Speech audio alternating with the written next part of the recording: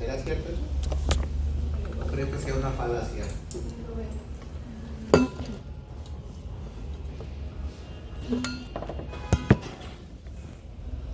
¿Qué dice? Ah, no. ¿Ahora ven? ¿O lo aumento tamaño? Un minuto de Sí se ve, ¿no? ¿Qué opinas? Entonces, ¿por qué no? Un minuto de rabia debilita tu sistema inmune por 4 o 5 horas. Un minuto de risa dispara tu sistema inmune por 24 horas. ¿Era cierto?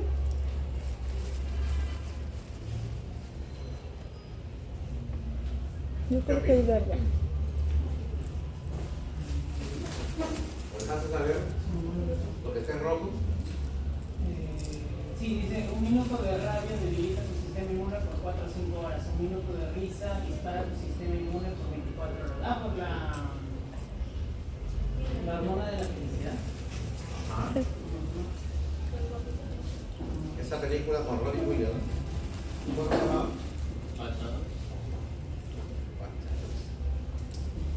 Él descubrió que la risoterapia podía influenciar en la mejora de algunas enfermedades. Quizás no curar, pero puede mejorar. Y esa asociación se demostró en esa época y hoy se sabe claramente cuáles los efectos a nivel de las células que confirman eso. ¿De acuerdo? El estado emocional puede influenciar en la inmunidad, eso está demostrado. ¿De acuerdo? ¿Han visto algunas chicas que hacen herpes labial? ¿Sí? Sí. Es porque su sistema inmune baja después de haber tenido hepatitis.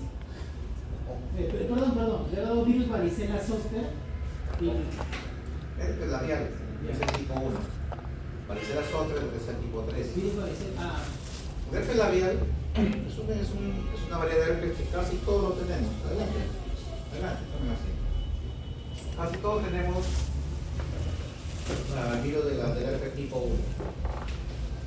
Yo recuerdo haber tenido en la adolescencia, que apareció una sola vez en mi vida, nunca más apareció, pero soy portador. ¿De acuerdo? No, o sea, la prevalencia es altísima del herpes tipo 1. Pero sobre todo las chicas que están en la etapa universitaria y vienen a los periodos de exámenes, ese estrés, la tensión que genera hace que se reactive. Porque el estrés es un factor que baja la inmunidad y eso explica la recurrencia. Igual si tienen con un proceso de una fiebre, una faringitis con fiebre alta, se le puede despertar. Cualquier situación que condicione estrés al organismo baja la defensa y se reactiva el herpes en ese caso. ¿De acuerdo? Entonces está demostrado eso no es una falacia. Se sabe claramente que el sistema inmune y el estado emocional influyen en la respuesta inmune. Por eso los pacientes que yo tengo en el Hipólito Unanue, que son pacientes con VIH y que muchos de ellos han desarrollado una neoplasia, un cáncer, sobre todo linfomas y sarcoma de Kaposi son dos de los cánceres más frecuentes en ellos. Entonces cuando le damos la noticia, obviamente a cualquiera le afecta. Es decir, tienes cáncer, para ellos algunos ya piensan que es sinónimo de muerte y no siempre es así. Y entonces lo primero que decimos, el diagnóstico está confirmado, pero si quieres vencer esta enfermedad vas a tener que poner tu parte. O sea, actitud positiva para cumplir con todas las terapias que se le va a indicar y muchos pacientes sobreviven. Sobre todo el que se puede superar más fácilmente es el sarcoma de Kaposi. Con tratamiento antirretroviral, con quimioterapia que es el oncólogo, el paciente se sana y se puede curar al 100%. Entonces, eso es correcto, eso es cierto, y tenganlo presente. Si tienen un paciente que están tratando a ustedes y no lo animan emocionalmente, créanme que su enfermedad no va a ir bien. Me parece que tengo en el consultorio, hay un paciente que me decía, doctor, cada vez que yo lo veo ya me curo el 50%. Porque le empiezo a hablar de forma positiva, con bastante cordialidad, y todos los síntomas que me dice, le explico qué está pasando y cómo podemos manejar la situación. Y esa es la idea, cuando ustedes manejen un paciente en consultorio, de verdad, porque primero hace simulado. ¿En qué año o en qué ciclo pasamos ya al establecimiento de salud reales? Cuarto año. Y ahí van a saber eso que les estoy explicando, porque el muñeco o la maqueta obviamente no van a poder demostrar cómo es el enfoque con el paciente. Es importante que manejen a su paciente correctamente, le den ánimo para que mejore más rápido su cuadro. Bien, entonces vamos a pasar propiamente hacia el tema de la sesión de hoy. Y como les decía, vamos a centrarnos específicamente en lo que es el sistema de complemento. ¿De acuerdo? Básicamente vamos a tratar el sistema de complemento. Eso es lo que vamos a ampliar y que ya habíamos hablado en la sesión anterior un poco. Hoy lo vamos a ampliar un poco más. Recuerden que el orden de la sesión es la misma de la anterior. Y para eso vamos a empezar primero hablando de los linfocitos que se producen en los ganglios linfáticos. Ganglios linfáticos son estructuras de tejido linfoide que tienen un efecto de defensa en el organismo. ¿Dónde encontramos ganglios linfáticos? ¿Qué parte del cuerpo? Todo el cuerpo está esparcido, pero se pueden apreciar más común en el cuello y en la pelvis, como ella de En la axila. Ok, perfecto. Tenemos ganglios en todo el cuerpo y se inflaman. ¿En qué situación? ¿Por qué se inflaman? Infección. ¿Qué más? Ante una respuesta inmunológica. ¿Pero necesariamente solo infección? ¿Qué otra causa puede inflamar un ganglio?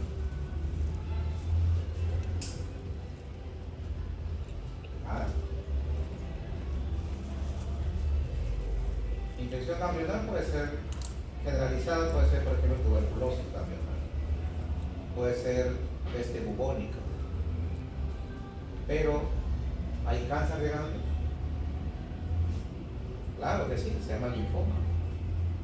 Eso también es una causa no infecciosa que inflama ganglios. O sea, cualquier situación de infección, traumatismo o inflamación cercana a la cadena de ganglios, esto reacciona frente a una agresión o a un agente extraño. ¿Cómo se llama cuando una célula aumenta de tamaño? No aumenta su número de células, sino aumenta de tamaño. ¿Ese término es? Número de células de hiperplasia. Pero el tamaño es hipertrofia. ¿De acuerdo? Entonces, los ganglios, cuando hay una lesión cercana, se hipertrofian temporalmente para ejercer una función más profunda o más adecuada, produciendo linfocitos. Esa es su función. ¿De acuerdo? Y entonces, hay causas infecciosas y causas también no infecciosas. Por ejemplo, tienes una uña encarnada y desarrollas una celulitis en la pierna. En ese lado, examina la zona inguinal de ese lado y puedes encontrar ganglios inflamados. Eso puede ser inicialmente por infección, pero incluso un hematoma, un golpe, puede ser que se inflame el ganglio sin que haya infección todavía. ¿De acuerdo? Eso es importante. En el cuello, como bien mencionó nuestro compañero, se puede ver, por ejemplo, en una faringoamigdalitis, en un absceso dentario, un traumatismo, pero ahora este golpe tienes un hematoma ahí en la mejilla, puede haber ganglios inflamados en ese lado. ¿De acuerdo? O sea, no siempre es infeccioso, pero el ganglio siempre reacciona frente a una lesión infecciosa o un proceso inflamatorio o incluso neoplásico, como bien lo mencionaba. Ese es el ganglio. Reacciona frente a una lesión, a un proceso infeccioso o un traumatismo, algo que genere inflamación. ¿De acuerdo? Porque hay una sequía de alumnos. Hay como 28 en la lista, pero Hay tráfico. usted viene solo a esta clase, no ha tenido clases breves, ¿no? Entiendo. Entiendo. Esta hora sí es crítica. Esta hora yo salgo del Hipólito a las 7. Del Hipólito y vengo atrás. Me demoro 2 horas en mi carro. 2 horas, salgo a las 7 y llego a mi casa a las 9. Y eso llevo manejando sin parar. Bueno, lo entiendo. Por eso la lista lo toman al final lo que falta, porque considero que sí, pues, es una Porque lista. yo doy el taxi para llevar, porque en mi trabajo varios pacientes se han llevado a casa. ¿Perdón? Claro, claro. Ok. Bien, entonces vamos al tema del complemento. Recuerda que hablamos que es un componente de la respuesta innata. Recapitulemos. ¿Cuáles son los componentes de la respuesta innata? Pregunta de examen. ¿Cuáles son? Fácil. ¿Cuáles son los componentes? Está fresquito usted, yo mismo estoy trabajando a las 12:30. Este medio rojo. Uno. No, los componentes del sistema inmune innato. ¿Qué incluye? Barreras físicas. Barreras Químicas. físicas y químicas. ¿Qué más? Neutrófilos más macrófilos. Células fagocitarias, neutrófilos y macrófagos. ¿Sí? ¿Qué más? Natural killer. Natural killer. Y complemento. Complemento. ¿De acuerdo? Complemento. Ustedes saben, ¿eh? Ni se olviden eso porque eso va a entrar. Entonces, vamos a analizar el sistema de complemento, que es lo que va a ser el centro de esta sesión. Tiene algunas funciones o efectos biológicos complementos. Dice hay citólisis. ¿Qué es lisis? Destrucción. Y cito, célula. Destrucción de células. Resulta que el sistema de complemento, aparte de las funciones que vas a mencionar, tiene la capacidad de destruir células también infectadas. Esa es una destrucción de tipo osmótico. ¿En qué consiste en términos fáciles de entender? Que el germen, el microorganismo agresor, se enfrenta al complemento y eso lo que hace es hacer que los poros que tiene la pared en la capa externa de esa bacteria la dilata y la hace que sea más fácil la entrada y salida de iones. ¿De acuerdo? Se abren los poros, abre el puerto de entrada. Entonces, ese cambio osmótico hace que se llene de líquido esa célula, se hincha y se explota. Esa es una citólisis osmótica inducida por complemento. ¿De acuerdo? También el efecto de quimiotaxis. ¿Qué es quimiotaxis? En una palabra.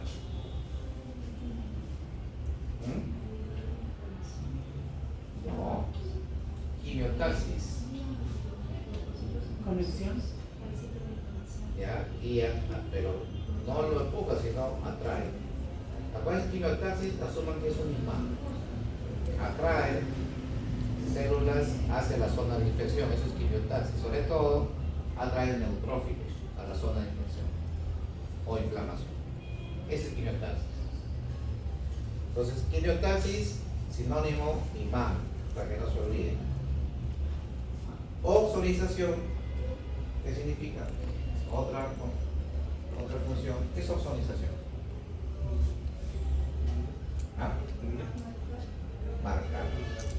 Marca al antígeno extraño como tal para que las células fagocitarias vengan y fagociten ese genoma. Marcar. Oxonizar es marcar. No se olviden de eso. Y hay anafilotoxinas porque también tiene otro efecto también de destrucción de células, pero no es una función tan conocida. Lo que sí sabemos saber es que este sistema de complemento tiene que activarse previamente para que salga la función. El complemento es una respuesta inflamatoria, ¿de acuerdo? El sistema de complemento tiene la función, dijimos, de amplificar respuesta inmune, es un potente amplificador. Y si produce inflamación, ¿qué sustancias entran a fallar ahí? Histamina. Interleuquinas, factor necrosis tumoral alfa, interferón, etc. O sea, esos se llaman citoquinas. ¿De acuerdo? Citoquinas. Eso es lo que genera el complemento, pero tiene que activarse y hay 3 vías de activación. También pregunté examen. ¿Cuáles son las vías?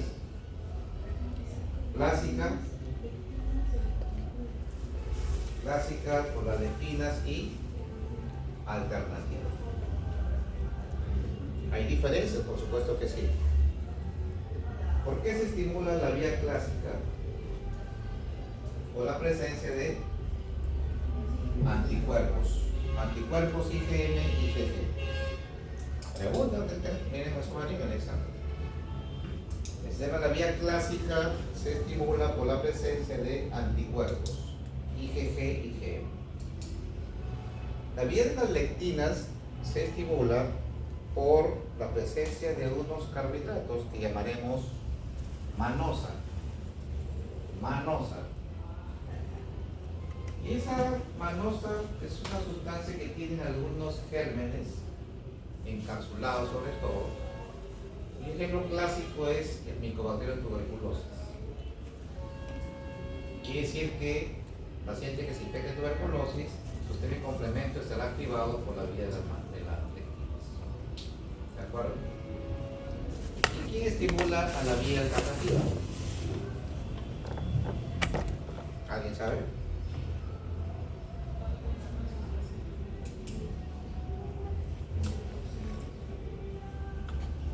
Eso es importante, que no hay algo específico, por eso se dice que la activación de la vía alternativa es espontánea, o sea, no hay necesariamente algo que estimule la activación, ¿de acuerdo? Entonces la vía clásica estimulada por anticuerpos, la vía de las lectinas estimulada por la manosa, y la alternativa realmente tiene una activación espontánea, ¿de acuerdo? Pero sea cual fuere la vía de activación, siempre tiene las mismas funciones, o sea, no cambia. Siempre oxoniza, siempre hace quimiotaxis, siempre puede destruir células por el ataque de complejo membrana, que dijimos que es una lisis osmótica, eso siempre va a haber. ¿De acuerdo? O sea, no cambia. Solamente cambia la forma como se activó la vía. Por eso que casi en la práctica no interesa cómo se activó, porque siempre tendrán los mismos efectos. ¿De acuerdo? Y ahí están, vía de las lectinas, vía alternativa. Por eso que no vamos a hacer mucho detalle. En la práctica sí lo vamos a ver, antes que graficar, enfatizar. Pero me interesa que sepan cómo se activa, qué funciones tiene el complemento. Básicamente eso es importante para la formación. ¿Sí?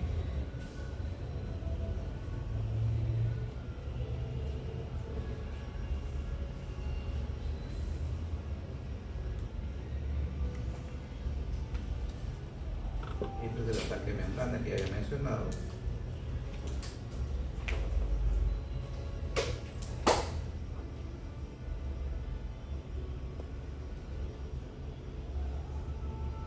Entonces, para entender un poco mejor lo que es la ozonización, ¿cuál era la palabra clave para ozonización?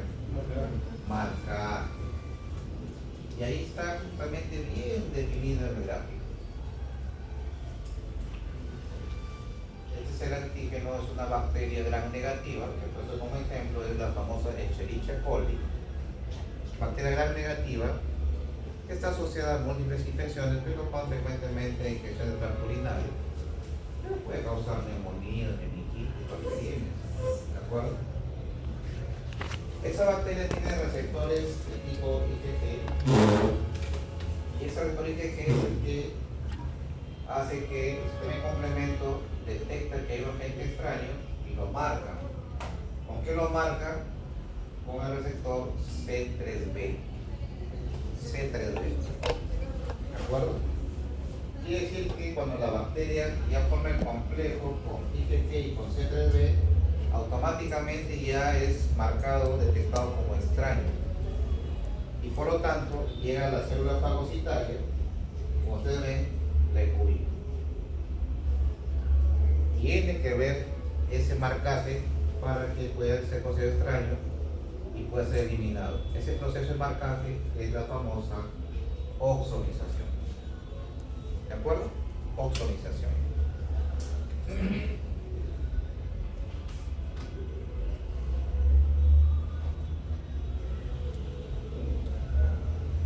Ahora, hemos hablado que el sistema de complemento pues, es una activación de la respuesta inflamatoria, medida por citoquinas, etc. ¿Qué sucede si ya el sistema de complemento logra marcar a un agente extraño, vino el fagocito y lo eliminó? ¿Qué debe pasar con el sistema de complemento en ese momento cuando ya cumplió su función? ¿Qué debe suceder? Disminuir. Disminuir. Exacto, tiene que volver a su estado basal. Porque la inflamación no puede persistir en forma de por vida. Porque la inflamación también hace daño. ¿De acuerdo? Si persiste la inflamación demasiado tiempo, puede generar fiebre, destrucción de tejidos, incluso puede producir cáncer. ¿Por qué? Mira, porque si hay inflamación, estoy agrediendo crónicamente a una célula que va a tener que defenderse de la agresión. Y lo primero que va a hacer es alterar su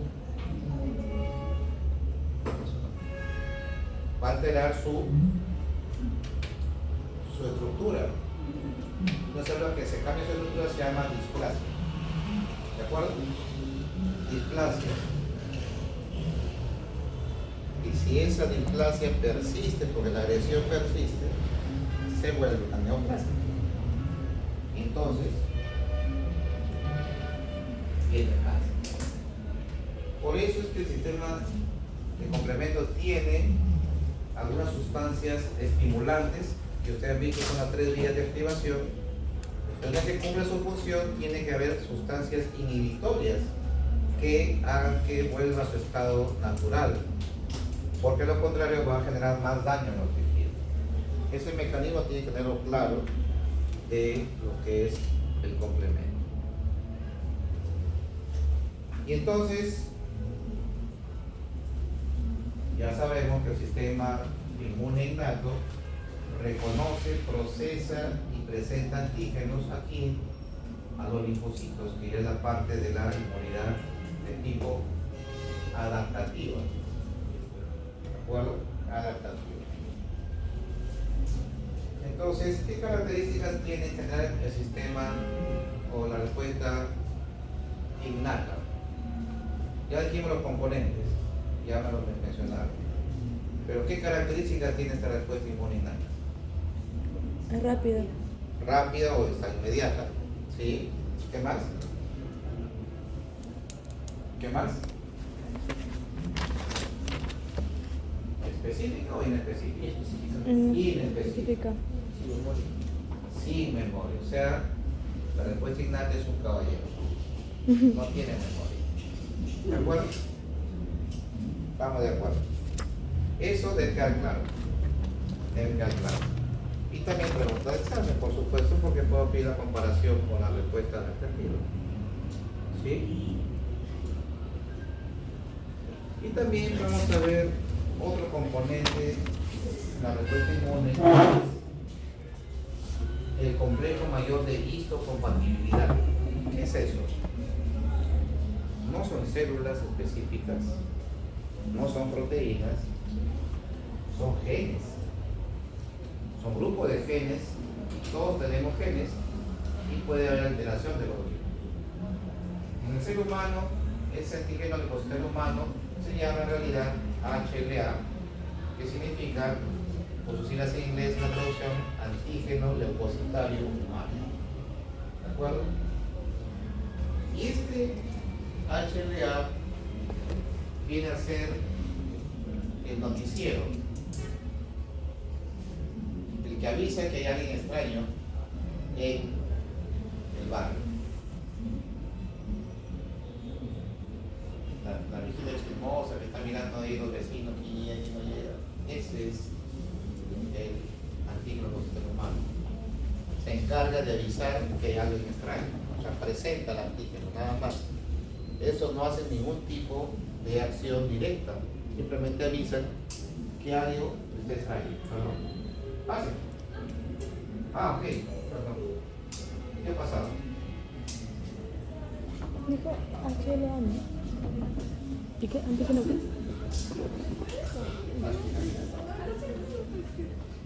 Bueno, algunos tienen hambre. Chicas, Por esta vez. buenas noches, estoy viendo de chocolate a un sol 50, hay chinchulines encuestas, mucha coteja. ¿Alguien desea ver la mensualidad? Ya, yo por la boda. ¿Alguien por ahí? No es que tenga hambre. No piensa que tengo hambre. Aunque esté de la Compra pues Adrián. ¿De acuerdo? ¿Alguien por ahí desea? Chicos, es chinchín. Usa 50. Profesor 50. ¿Alguien? ¿Nadie? Bueno, gracias, profesor. Ok. ¿Qué son nadie? Sí. ¿Qué escuchaste, no? Sí. Antígeno depositario humano. Los genes influencian en la respuesta inmune. Vamos a dar unos ejemplos para que tengan claro esto, porque pareciera que los genes no tienen nada que ver.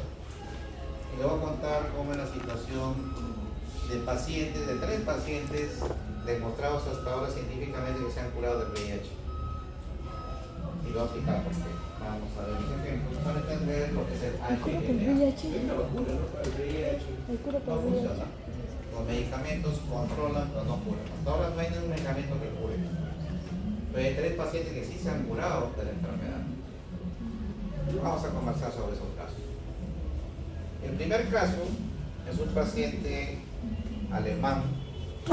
Por eso se le llamó el paciente Berlín. ¿Sí? El paciente era portador del VIH. Bien controlado, está tomando terapia antirretroviral en su país. Pues desarrolla una leucemia. ¿De acuerdo?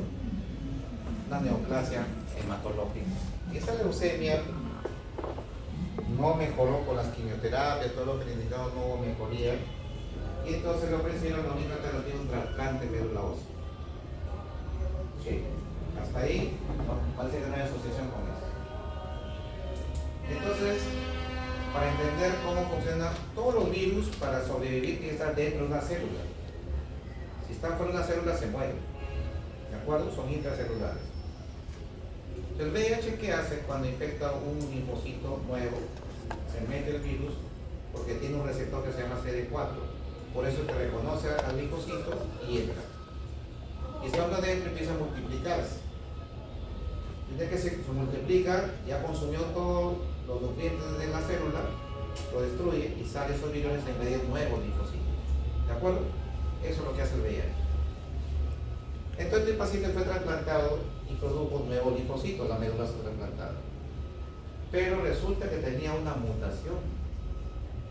Una mutación es un cambio en los genes, una alteración en los genes. ¿Y qué mutación o qué expresaba esta mutación en el donante? Que sus linfocitos no tenían receptor CD4. Y entonces estos nuevos millones que destruyeron los antiguos, cuando fueron a invadir, como no había el CD4, no podían unirse, por lo tanto, al no poder entrar, quedaron una circulación y empezaron a morir. Y se sanó. Este paciente tuvo varios años en seguimiento, famosísimo, ya todo el congreso de infectología, revistas y todo. Como 10 años y nunca elevó la carga viral más sin tomar medicamentos antirretrovirales. Como 10 años después de eso, su cáncer se reactivó y murió de la neoplasia, pero no del VIH. El segundo caso, esta vez ya no era alemán, era inglés, o es inglés o existe bien. Y como es inglés, pusieron el paciente Londres. ¿De acuerdo? El paciente Londres. Este desarrolló un linfoma y también tuvo que recibir un trasplante de médula ósea. Y tuvo tanta suerte, porque eso es como ganarse la tinca, que el donante también tenía la mutación. Y también se sanó por ese error. Y el último caso, que sí, ese ha sido más actual, eso ha sido en Estados Unidos. Una mujer de ascendencia afroamericana. Adelante. ¿Cómo está? Buenas noches. ¿De qué país, doctor? Estados Unidos, en Nueva York. A uno le llaman la mujer Nueva York, ¿no? Pero es en Nueva York el caso. Igual, hizo una leucemia, trasplante y también había esa mutación que no manifestaba el receptor CD4. Entonces, eso es efecto de los antígenos depositarios de cada persona. En este caso tenía una mutación, era una presentación anormal HLA. ¿Se dan cuenta? Entonces los genes sí intervienen en la inmunidad, como en este caso, pero para bien, porque esa mutación generó la curación. El grupo anterior, una compañera me dijo, doctor, entonces, si generamos la mutación, sanamos el VIH. Y el problema está en que no se puede hacer una mutación específica, o sea, no podemos hacer una mutación justo de una célula. No hay forma de hacerlo. Porque cuando mutamos, hay factores de mutación como radiación, como medicamentos, que ahorita vamos a hablar de eso. Hacen mutación en cualquier célula, o sea, no se puede uno escoger qué célula quiero que mute. Ese es el problema, no existe.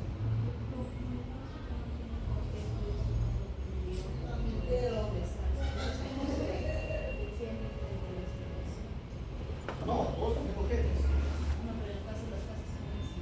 Por eso, no tenía el receptor, la mutación es que no había receptor y no podía unirse el virus al linfocito, pero sí había linfocitos producidos.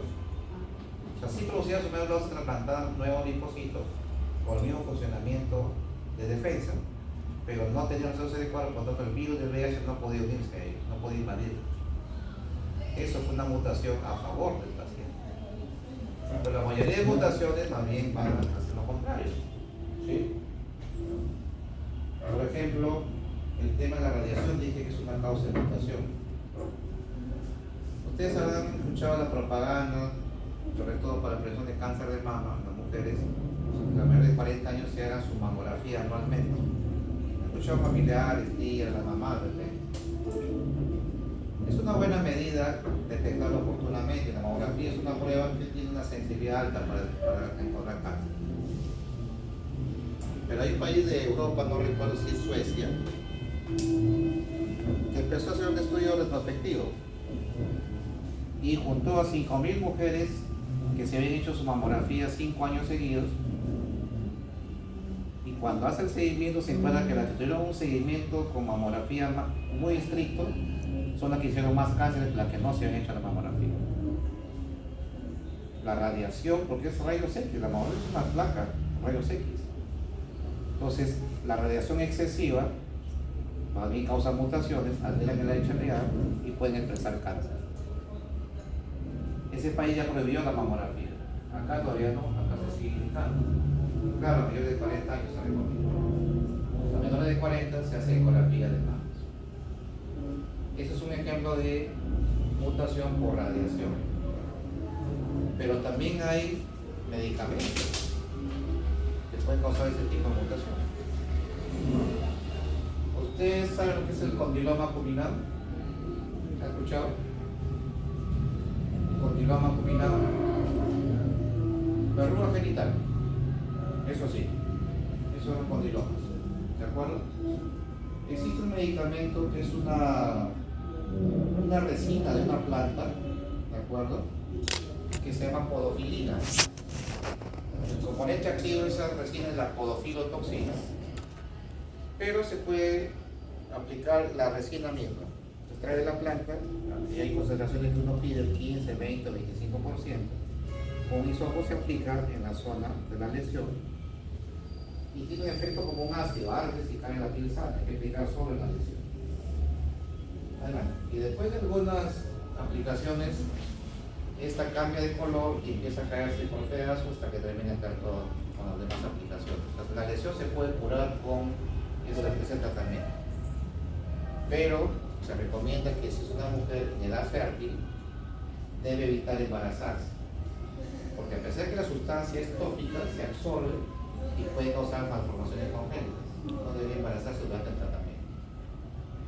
Igual que el varón que está en aplicación no debe embarazar a una persona.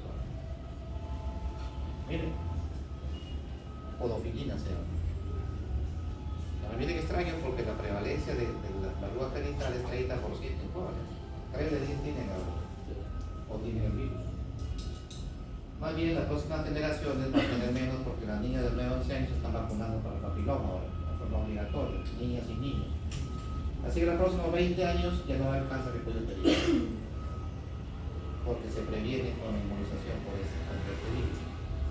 Recuerden que los virus ADN, ya me estoy adelantando en la clase de virología de varias semanas atrás, los virus ADN entran al cuerpo y ya no salen más, se quedan en forma latente de por vida. Aquí está el papiloma, el herpes, ¿sí? Hepatitis B, etc. En cambio, los ARN vienen, hacen daño y se van. COVID, dengue, etc. ¿Se dan cuenta? Y entonces, ese es un ejemplo de medicamentos que causan mutaciones. Hay otro ejemplo también, muy conocido. De repente ustedes no han escuchado porque esa droga se aprobó en los años 70. Resulta que ustedes saben que muchas embarazadas tienen muchos vómitos, muchas náuseas y vómitos, ¿no? Se llama hiperemesis gravídica. ¿Sí? Y ese medicamento entró en un ensayo clínico para tratar de hiperemesis gravídica, pero no tenía, digamos, los controles adecuados, los ensayos clínicos que hay ahora, que son muy estrictos. No hubo ese seguimiento en esos años. Y se empezó a dar a los pacientes y veían que funcionaba, se vieron que sí cortaba las náuseas y vómitos, pero no se percataron del daño que es tan original. Cuando esos bebés de esas embarazadas nacieron sin piernas y brazos. Eso se llama amelia, ausencia de extremidades. Amelia, A es signo, amelia, extremidades. Y ese medicamento se llama talidomida. Talidomida. Talidomida. Pero que no lo crean, se sigue usando. Pero no para esa indicación, por supuesto. O sea, no pueden usar los embarazadas. Talidomida. ¿Sí? Talidomida. ¿En qué caso se usa? Vamos a indicarle. Se usa para unas neoplasias como el mieloma múltiple. Se usa talidomida ahí. Y mi especialidad yo lo uso en pacientes que han tenido lepra y están en tratamiento. A veces hay reacciones asociadas al tratamiento. ¿De acuerdo? Como el eritema nodoso, por ejemplo, etcétera. Entonces, cuando no responden a corticoides con esa reacción, la talidomida es un medicamento muy eficaz y lo usamos para eso. Pero indicamos que si es mujer no se embarace y si es varón no embarace a su pareja. Porque la talidomida produce amelia, demostrado científicamente. Ya no lo venden en ninguna farmacia, lo van a encontrar. El medicamento viene por programas solamente de la OPS directamente a un hospital. No se vende porque está prohibido su venta por esa toxicidad. ¿Lo ven? HLA, mutaciones, tiene mucho que ver con enfermedades. ¿De acuerdo? ¿Quedó claro? ¿Sí? Talidomida.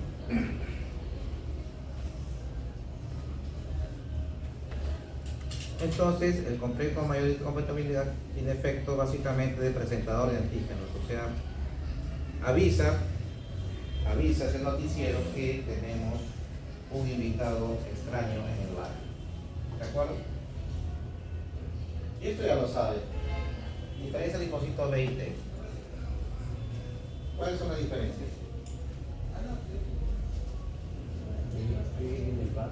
Diferente respuesta. El T es celular, el B humoral. Primera diferencia. ¿Qué más? Lugar de maduración. También de dónde nace y dónde maduran. Así es. ¿Ok? ¿Dónde nace? ¿El T o el B? ¿Segura? Eso es cuando ya nacimos. Y en el periodo perinatal el T se produce en el timo. ¿Sí? Ese es al nacer, porque el B es en el vaso. En la prenatal, por eso se llama B, porque es el vaso, y la otra se llama T, por el timo. Esa es la etapa prenatal. Pero en la adolescencia el timo se atrofia. Entonces, ¿dónde se produce ahora los linfocitos T? Ganglios En los linfáticos. ganglios linfáticos. Linfocito B que se producía en el vaso, después de nacer el vaso ya no produce células, no bien destruye células envejecidas. Cuando formaba células dentro del útero, eso se llamaba efecto de hematopoiesis, producía células. Después que nacimos, ahora destruye células, se llama hemocateresis. Pero limpia células envejecidas, no es que sea malo tampoco ese efecto. Pero como el linfocito B ya no se produce en el vaso, ahora ¿dónde se va a producir? Médula. En la médula ósea. ¿De acuerdo? Esas diferencias vienen en el examen. Está dando las fijas, ¿de acuerdo? Y ahí están mucho más cerca para que lo vean. Su presentación está colgada en la plataforma. ¿Sí? Origen, maduración. Funciones que hemos mencionado. El linfocito B, pregunta de examen, produce directamente los anticuerpos o inmunoglobulinas. El B directamente lo produce. Depende de qué.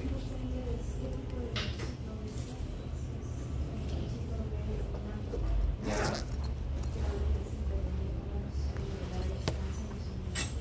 Claro, los que actúan son los de la inmunidad adquirida. Ya, ese linfocito B, la inmunidad adquirida, directamente el linfocito B produce el anticuerpo. Es la pregunta. ¿Quién sabe? Sí, ¿no?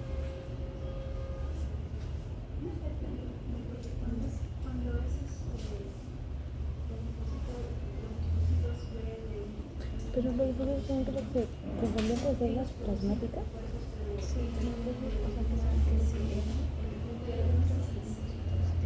Ujú.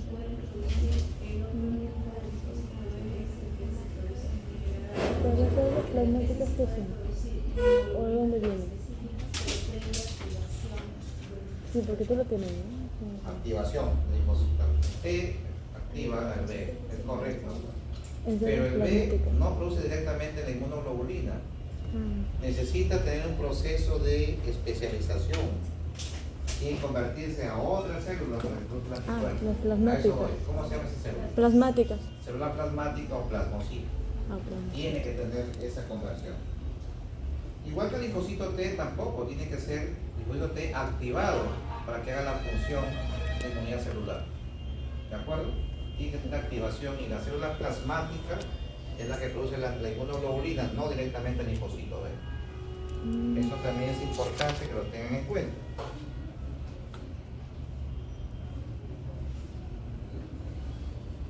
Entonces, también dijimos que existen células presentadoras de antígeno.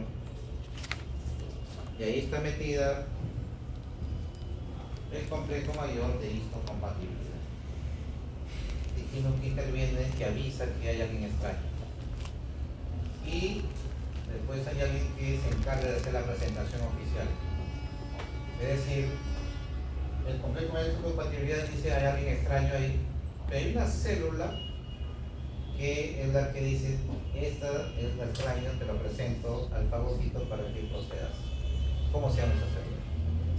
¿Cuál? No, hay una célula diferente. Escuchen por ahí. Empieza con D. Dendríticas. ¿De acuerdo? Células dendríticas. Eso es importante. Células dendríticas. Y ahí está la presentación del antígeno.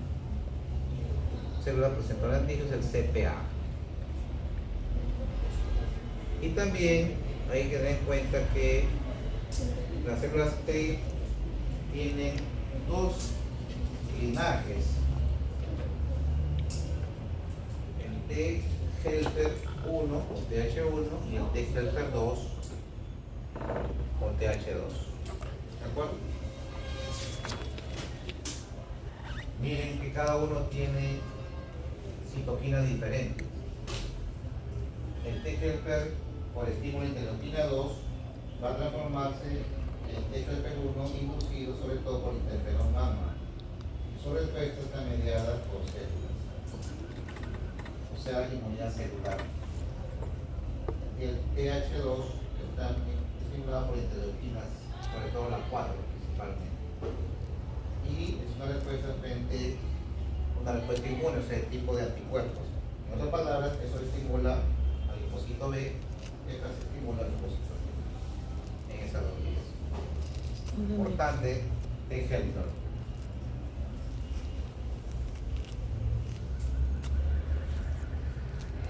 Y acá quiero llegar a esto, que es importante que lo tengamos en cuenta. En general, cuando el linfocito se activa y tiene que ejercer el efecto contra el antígeno, que en este caso es un rojo, es el antígeno. Miren que tiene que tener el contacto con estas dos vías. C alfa y C beta tienen contacto directo con el antígeno. Y esto hace que haya una respuesta de activación de linfocitos, pero controlada. Porque si hay una sola célula extraña, tiene que activarse el poco linfocito, no activar todo el organismo.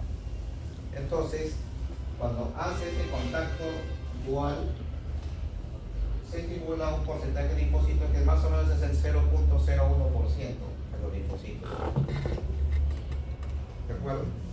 Pero miren el caso contrario.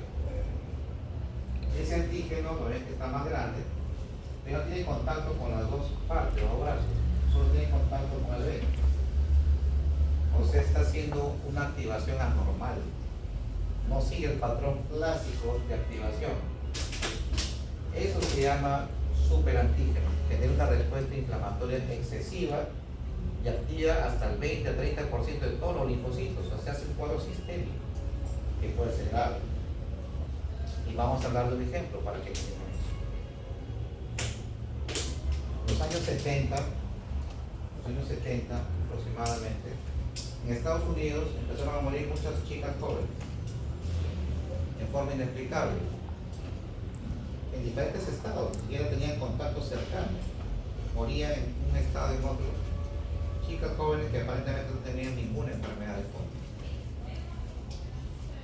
Como morían, se empezó a hacer necropsia, estudios epidemiológicos buscando la causa, y se encontró, lo único común que tenían, en la sala encontraron la toxina de una bacteria que se llama Staphylococcus aureus. La toxina se llama SST, toxina de Staphylococcus aureus. Entonces ya encontraron la causa de que mató a las chicas, pero no se sabía el mecanismo cómo llegó esa toxina a ellas, si nunca estuvieron juntas ni han compartido algo en común. No se sabía hasta ahí. Se hizo un estudio, una investigación más profunda,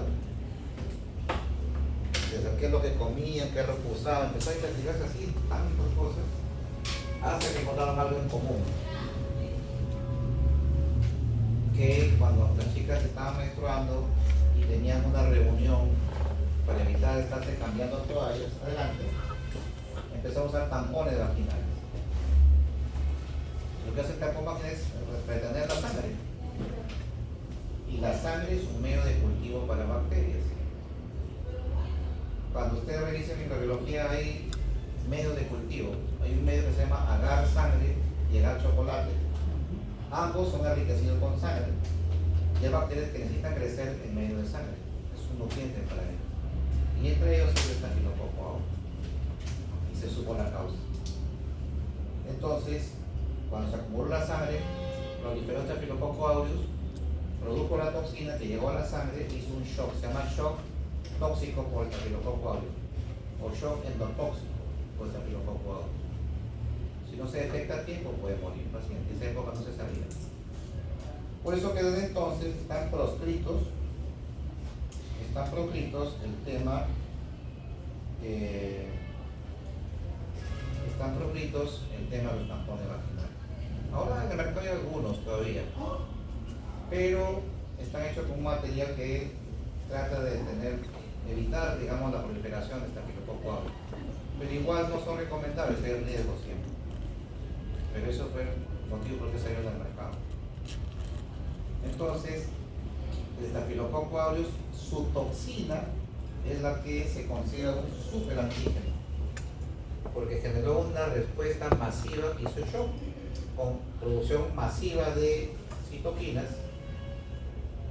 y activó masivamente a los linfocitos y causó esa respuesta exagerada inflamatoria, causó la muerte de muchos casos. Interesante. Ese es un superantígeno. ¿De acuerdo? En Estados Unidos hay unas varias cosas que uno trae a colación para otras enfermedades. Les cuento dos casos más, pero no tienen asociación con la respuesta inmune, pero para que sepan que en los países desarrollados también pasan cosas así. El primer caso fue de que también muchas personas, es un país industrializado, como ustedes saben, pero en los años 80 hubieron también unos brotes de leptospirosis. Y supone que la leptospirosis es una bacteria que se adquiere en países de vía de desarrollo, por el contacto de alimentos con las heces, o sea, toda orina de los roedores.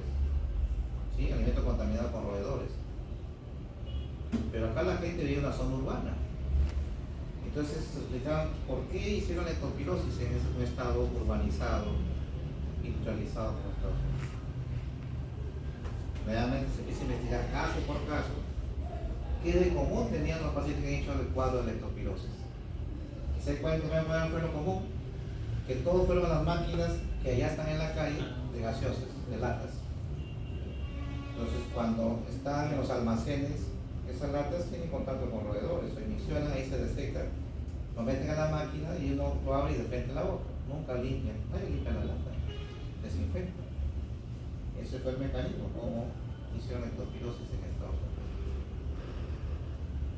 Después hubo otro caso, si no me acuerdo el año exactamente, pero también fue en los 70, 80, ¿no? Adelante, que también un grupo de personas empezaron a hacer cuadros diarreicos severos, algunos que son diarreas de tipo coleriforme, tipo cólera con alto flujo de diarrea, con deshidratación y todo eso. Igual, un país industrializado, dijeron, ¿cómo va a haber diarrea si su agua se considera potable? Porque en Estados Unidos, ustedes abren el caño, el grifo, y pueden tomar esa agua directamente, esa agua sí es potable. Pero el agua de acá, ¿va a tomar la cruda? No. Ni en broma. Entonces, allá, sé qué pasó, entonces, ¿por qué hicieron brote de y se encontró que fue un parásito, se llama Cryptosporidium? ¿Cómo se contaminó? Se hizo el seguimiento y se vio que una tubería de desagüe de un estado había contaminado la tubería de agua de otro estado. Y al contaminar, la gente tomaba agua cruda y ingirió el parásito. Los quistes de Cryptosporidium, que es un parásito que no requiere mucha cantidad, con 10 quistes puede hacer un cuadro diarreico. Y si quieres más, obviamente hizo por más, porque hubo más inóculos, la gente consumió más quistes, hizo diarreas de alto flujo. Vean los ejemplos. ¿De acuerdo? Entonces, acuérdense de eso. Y ahí está justamente la unión del antígeno al complejo mayonista como antigen, ¿no? El APC significa célula presentadora de antígeno. O sea, el complejo de linfocito con el complejo material tipo 2 es lo que se llama célula presentadora de antígeno. Es la que avisa que alguien está ahí y lo presenta al sistema. ¿De acuerdo?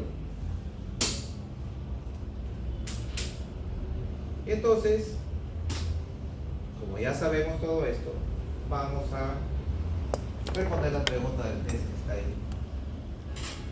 Primera pregunta. La inmunidad innata no es respuesta inmediata y no específica con un patógeno. ¿Es falsa? ¿Es verdadera? ¿O es parcialmente falsa o parcialmente verdadera? Parcialmente verdadera. Parcialmente verdadera, aunque también puede ser parcialmente falsa, ¿no? ¿Por qué? Porque la primera parte es falsa. Dice que no es una respuesta inmediata, es falso, sí es inmediata. ¿Sí? Esa parte es falsa, pero la segunda sí es verdadera, que no es específica. ¿De acuerdo? O sea, la pregunta está mal diseñada, pero yo la he hecho. Está mal. En el examen no va a preguntar así, pues sería ambiguo. ¿De acuerdo? Pero sí sabemos cuáles son los componentes, los repetimos. ¿Cuáles son? Para que quede listo para el examen. Células fagocitarias como el glóbulo macrófago. ¿Qué más? Barreras físicas químicas. Barreras físicas químicas. Natural killer, componente. Natural killer y complemento. ¿De acuerdo? Así de fácil. Segunda pregunta. Las moléculas de histo de complejo mayor de histo con material clase 2, ¿para qué proceso inmunológico se tiene? ¿Cuál? La sirve para presentar antígenos. Salud. Solo para presentar antígenos. ¿De acuerdo? Solo presentar los antígenos. Cuidado. No tiene efecto directo en las células. No fagocita, no oxoniza. Porque la oxoniza es el complemento. Solamente sirve para presentación de antígenos, pregunta de examen, ¿no? Y entonces, la otra pregunta también es clásica, pues en los exámenes. ¿Cuántas vías de activación tiene? 3.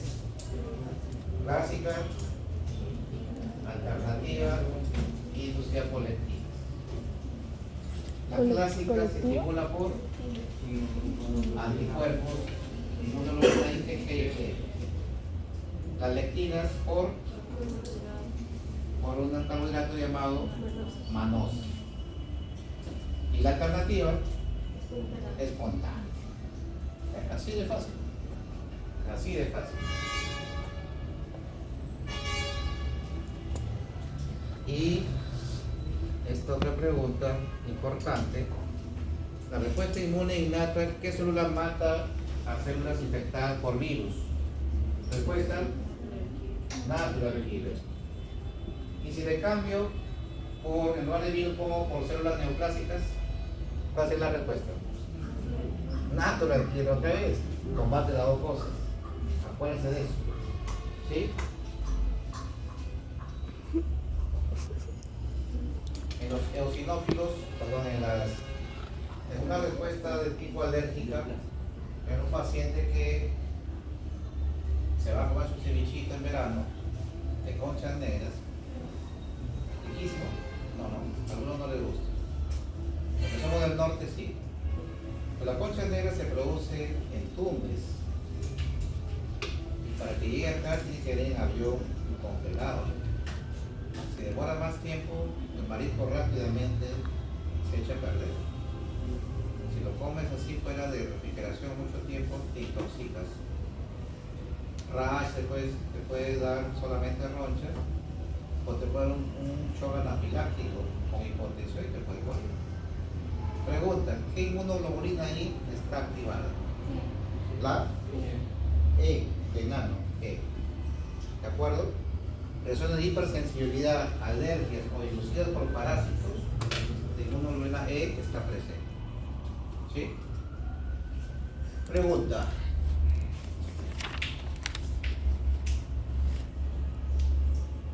Ustedes se meten en una piscina pública, todo el mundo entra ahí, algunos se miccionan ahí, buceas todavía, pero esa agua entra en tus ojos y sin embargo no tienes una infección, no haces una conjuntivitis. ¿Qué inmunoglobulina está protegiendo ahí? La A, la que está en mucosas es la A. Acuérdense de eso. ¿Sí? ¿Qué inmunoglobulina atraviesa la barrera placentaria? La G. ¿Es importante o no? Claro que sí. Porque el recién nacido no tiene ninguna defensa. Y la madre le pasa todos sus inmunoglobulinas G de todas las exposiciones que tenía previamente, sus vacunas, las infecciones que ha tenido, le pasa al bebé. Pero esas inmunoglobulinas al bebé le va a durar algunos meses nada más. Por eso que después tiene que empezar su carnet de vacunación. ¿De acuerdo? ¿Qué pasaría si no le puede pasar inmunoglobulinas? Un niño que nace es como si fuese un paciente que esté en quimioterapia, sin defensas, y una gripe lo mata. Incluso la madre le sigue transportando o pasando también otros anticuerpos por la leche materna, ya no solamente la G, pero no le pasa por la G, por la placenta, pero por la leche puede pasarle otras. Por eso que la leche materna no solamente tiene efecto nutricional, sino también le permite anticuerpos al bebé. Por eso la lactancia materna exclusiva 6 meses. ¿De acuerdo? Eso es importante. ¿Y qué función tendrá la inmunoglobulina D?